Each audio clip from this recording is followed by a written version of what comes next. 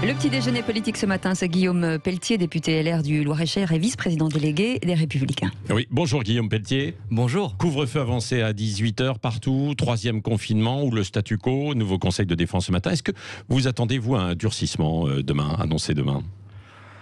Je n'ai pas suffisamment d'informations, n'étant pas membre de l'exécutif, pour savoir précisément ce qu'il en est. Ce qui est certain, c'est que tout ce qui s'annonce, hélas, dans notre pays, à savoir le durcissement que vous évoquez et qui semble, hélas, probable, est dû à la lenteur bureaucratique administrative inédite, ou en tout cas très originale par rapport à d'autres pays de la France sur la stratégie de vaccination. Et donc le grand enjeu, là où on perd des jours et des jours depuis plusieurs mois, puisque je rappelle qu'avec Christian Jacob et Damien Abad, nos propositions constructives étaient sur la table depuis le mois de septembre.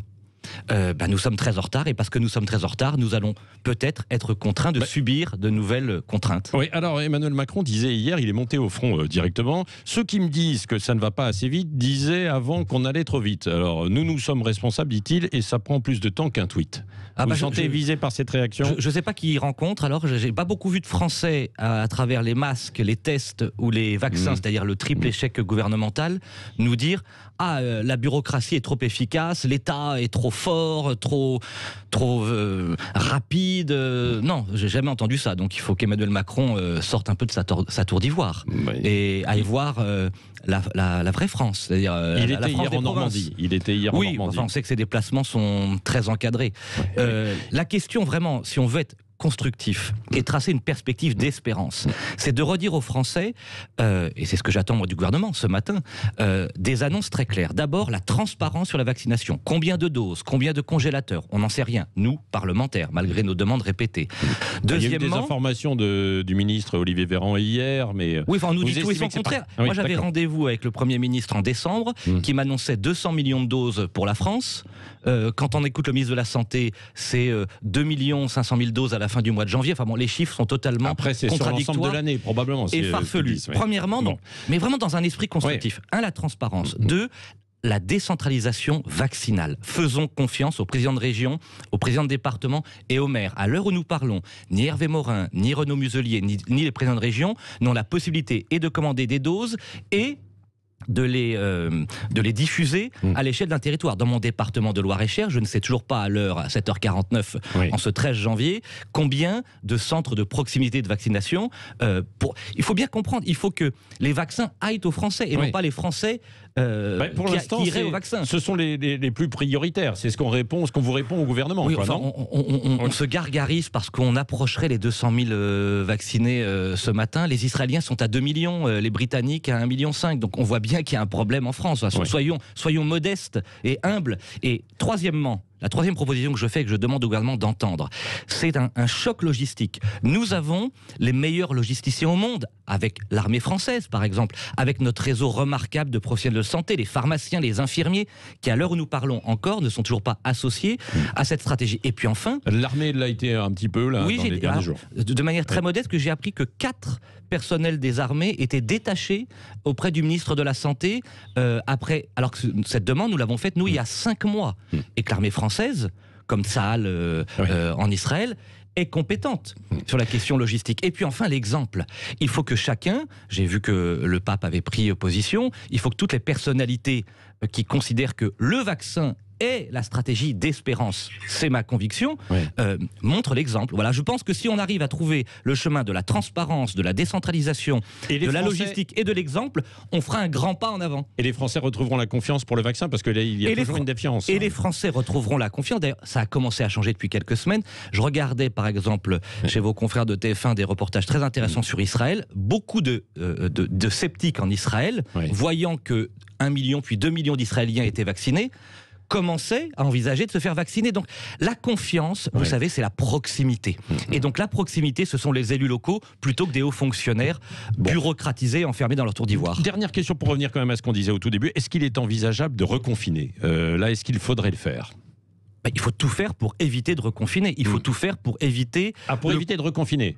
Oui, enfin, vous vous rendez compte, vous mesurez comme moi, bien sûr, les conséquences du confinement sur le plan économique, social, psychologique, la détresse des étudiants, l'effondrement de l'économie française, le manque de perspectives, tout ça est dramatique. Chez nos voisins, on le fait, en Angleterre par exemple aussi. Certains disent il serait préférable de faire un confinement rapide plutôt que des couvre-feux à 18h. Très etc. certainement, mais là encore, non, c'est une le rôle d'un homme public est-il de gérer les conséquences ou de s'attaquer à la cause? La cause de tout cela et de ces mesures, hélas, qui s'annoncent, c'est que nous ne sommes pas capables, en France, d'avoir une stratégie de vaccination offensive et audacieuse. Et donc, moi, je mets ce matin à nouveau sur la table, au nom et avec les Républicains et le groupe parlementaire, des propositions très concrètes pour qu'on accélère, pour tracer une perspective. Oui, les Français, je pense, seraient prêts, éventuellement, à accepter des mesures lourdes pour janvier-février, si on leur disait qu'en mars, enfin... Ce sera donc pas simplement il faut de la clarté, alors c'est ce que vous dites, quoi. Une perspective d'espoir, un calendrier. Emmanuel Macron, Olivier Véran, le Premier ministre, du président de la République et de son gouvernement. Mais aujourd'hui, tout le monde dit tout et son contraire, et donc l'urgence absolue, c'est la vaccination.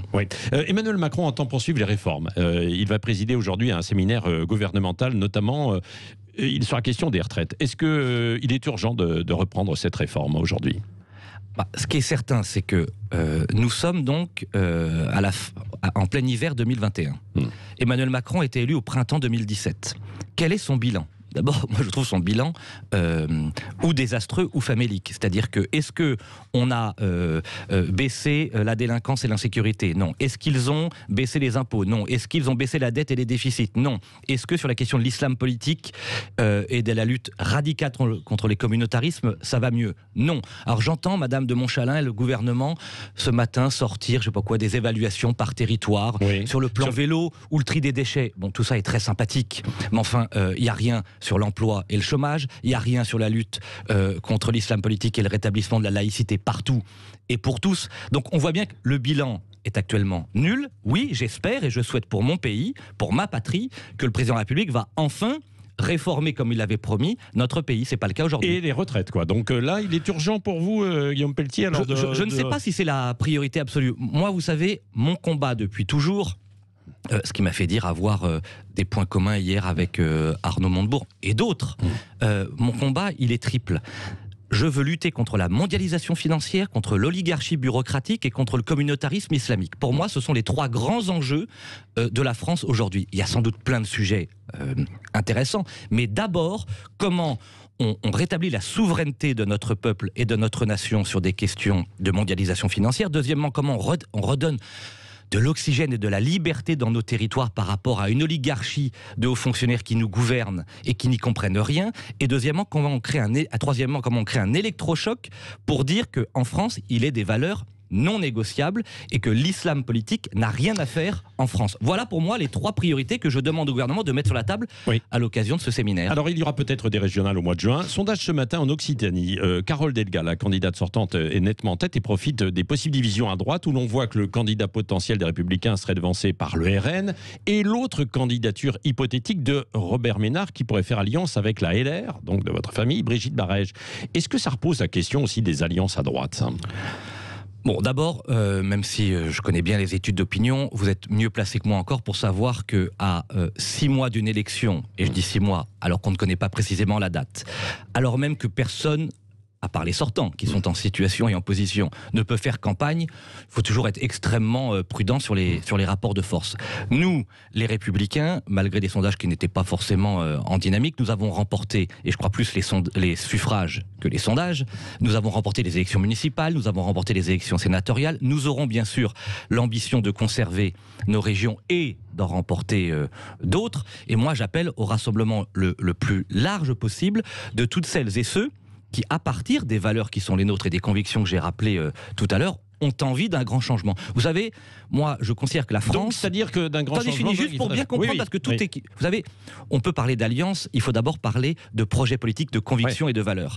Moi, je pense que la France est trop socialiste à l'intérieur et trop libérale à l'extérieur, comme l'Europe d'ailleurs. C'est qu'en France, il y a trop de normes, trop de paperasse, trop d'administration, et donc on prive nos entrepreneurs, nos travailleurs de liberté, qu'à l'inverse, nous faisons preuve d'une naïveté confondante à l'extérieur vis-à-vis, sur le plan commercial par exemple, on pourrait parler des super profits des laboratoires pharmaceutiques, bref. Donc ça, c'est une vision politique. Toutes celles et ceux qui se retrouvent sur ce triptyque de priorités, c'est-à-dire non à la mondialisation, non à la bureaucratie, non à l'islam politique, et qui ont des propositions à faire, sont les bienvenus pour qu'on construise ensemble une alternative et à la gauche et aux mondialistes. Oui.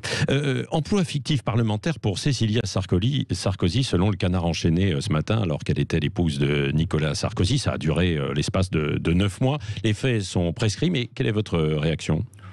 Je suis un homme politique, je ne suis ni journaliste ni magistrat, je ne connais rien de ces sujets, je crois par principe... Enfin, vous connaissez ces sujets quand même. Non, vous avez vu avec Pénélope Fillon. Oui, mais je crois par principe, et je l'ai toujours fait pour n'importe quel responsable politique de droite ou de gauche, à la présomption d'innocence, et je récuse la tyrannie de la rumeur.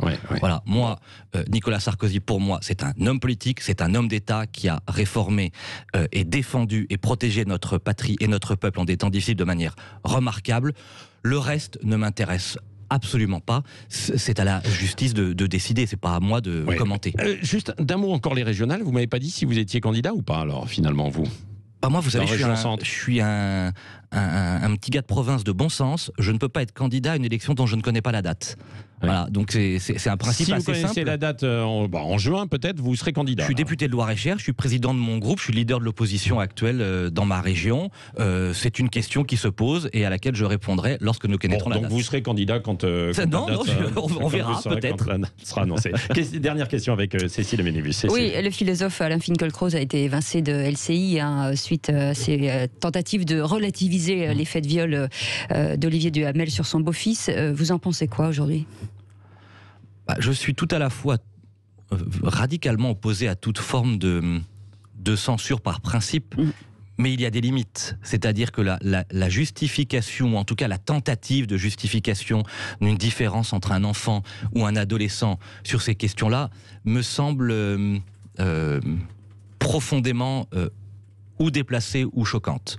Et donc, cette chaîne a pris ses responsabilités. Là encore, moi je ne suis pas un homme politique qui aime commenter les décisions d'entités dont je ne suis pas responsable. Je ne suis ni un magistrat, ni un journaliste. Mais si vous me posez la question, donc personnellement, ces propos m'ont choqué. Et donc je peux comprendre cette décision. Merci Guillaume Pelletier, député LR du Loir-et-Cher et vice-président délégué des Républicains, peut-être donc candidat aux prochaines régionales, qui était l'invité ce matin de Sud Radio.